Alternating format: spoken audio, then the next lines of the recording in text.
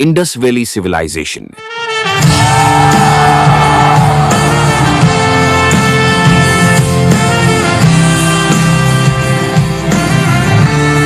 Indus valley civilisation की शुरुआत 3300 ईसा पूर्व से मानी जाती है। हालांकि इस सिविलाइजेशन की एक मुख्य साइट मेहरगढ़ से हमें खेती के निशान 7000 ईसा पूर्व से भी पहले के मिले हैं।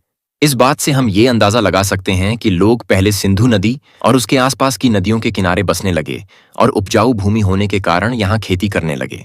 धीरे धीरे ये छोटे छोटे गांव बड़े होकर कस्बों में बदल गए और फिर बड़े बड़े शहर बन गए। माना जाता है कि 3300 ईसा पूर्व के बाद से इस सिविलाइजेशन के गांव धीरे धीरे शहरों के रूप में बदलने लगे और 2600 ईसा पूर्व के बाद से शहरों की तादाद में काफी इजाफा आया। इस सभ्यता का फैलाव 12 लाख किलोमीटर से भी ज्यादा था, जिसमें लगभग पूरा पाकिस्तान, कुछ हिस्सा अफगानिस्तान का और भारत का उत्तरी हिस्सा भी शामिल था। 2600 ईसा पूर्व से 1900 ईसा पूर्व तक के समय को इस सिविलाइजेशन का गोल्डन पीरियड कहा जाता है। इस सभ्यता की सबसे खास बात है इसके शहरों की प्लानिंग। आज तक हमें 2000 से भी ज्यादा बस्तियां और 6-7 बहुत बड़े बड़े शहर मिल चुके हैं, लेकिन हैरानी की बात यह है कि हड़प्पा से लेकर धोलावीरा तक हजारों किलोमीटर दूर होने के बावजूद इन सभी शहरों की प्लानिंग लगभग एक जैसी ही है। शहर के बीच कई चौड़ी सड़कें पाई गई हैं जो एक दूसरे को 90 डिग्री पर काटती थी और बाकी की छोटी गलियां और सड़कें इसी मेन सड़क से जुड़ी हुई होती थीं। और कुछ ऐसा ही हाल ड्रेनेज सिस्टम का भी था। शहर के लगभग हर घर में बाथरूम होता था, जहां से छोटी छोटी नालियां जुड़ी होती थीं और ये नालियां सड़कों के किनारे से होते हुए शहर के मुख्य नालियों में मिल जाती थे। सभी शहर के मकान जिन ईंटों से बने हुए थे, उन सभी ईंटों के साइज का अनुपात लगभग समान था। इस सभ्यता के कई शहरों के हमें 2 हिस्से मिले हैं, एक निचला हिस्सा और दूसरा ऊपरी हिस्सा। निचला हिस्सा जो कि काफी बड़ा होता था और यहाँ आम लोग रहते थे, पर ऊपरी हिस्सा जो थोड़ा ऊंचाई पर बना हुआ था, ये हिस्सा क्यों बनाया गया था या यहाँ कौन से लोग रहते थे, ये बात साफ नहीं है। पर फिर भी यहाँ की इमारतों को देखकर यह अंदाजा लगाया जा सकता है कि यह हिस्सा क्यों बनाया गया था। जैसे मोहनजोदड़ो शहर के ऊपरी हिस्से में एक बड़ा तालाब मिला है और हड़प्पा में एक बड़ा अनाज का गोदाम और कुछ जगहों पर बड़े बड़े हॉल भी मिले हैं। इससे हम अंदाजा लगा सकते हैं कि शायद जब इन जगहों पर बाढ़ आती होगी तब निचला इलाका डूब जाता होगा और शायद लोग फिर ऊपरी हिस्से में शरण लेते होंगे, क्योंकि मोहनजोदड़ो में हमें कम से कम 6 बार फ्लड आने के निशान मिल चुके हैं। इसके अलावा दूसरा रीजन यह भी हो सकता है कि शायद यहाँ समाज के बड़े लोग रहते हों, लेकिन इनमें से कोई भी बात हम यकीनी तौर पर नहीं कह सकते। इस सभ्यता के लगभग सभी शहरों के चारों ओर बड़ी बड़ी दीवारें पाई गई हैं जो शहर को बाढ़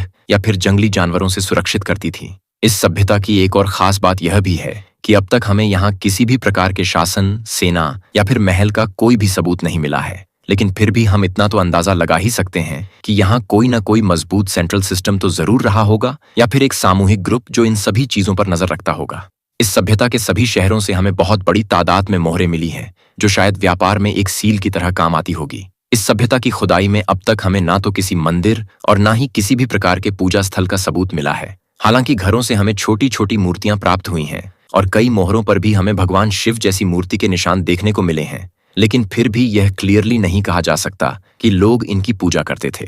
जैसा कि हमने पहले जाना कि खुदाई में अब तक हमें ढेरों मोहरे मिल चुके हैं, लेकिन यहाँ ध्यान देने वाली बात यह है कि इन मोहरों पर एक बड़ा चित्र बने होने के साथ साथ यहाँ कुछ लिखा भी हुआ होता था। पर यहाँ क्या लिखा हुआ है ये अब तक हम नहीं जान सके हैं, क्योंकि इस सभ्यता की लिपि को समझने में हम अब तक नाकामयाब ही रहे हैं। इस सभ्यता के लोग खेती के साथ साथ मिट्टी के बर्तन और कपास से कपड़े भी बनाते थे और इन सभी चीजों का व्यापार वो दूर दूर तक भी किया करते थे, क्योंकि इसके निशान हमें मेसोपोटामिया सिविलाइजेशन तक भी मिले हैं। इस सभ्यता का एक शहर लोथल, जिसे ये लोग बंदरगाह की तरह इस्तेमाल करते थे और शायद यही से ये लोग दूर दूर तक व्यापार को भी अंजाम देते थे।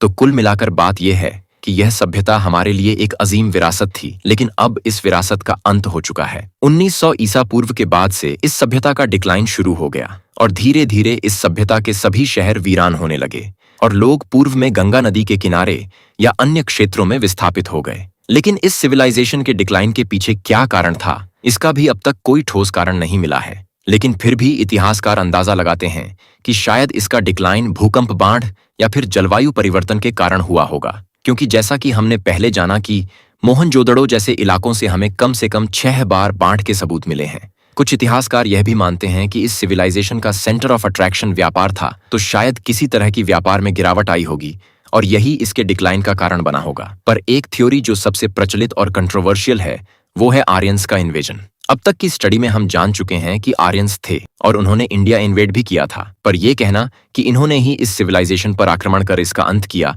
ये शायद गलत होगा, क्योंकि अगर ऐसा होता तो अब तक की खुदाई में हमें इस बात का कोई ना कोई सबूत मिल चुका होता।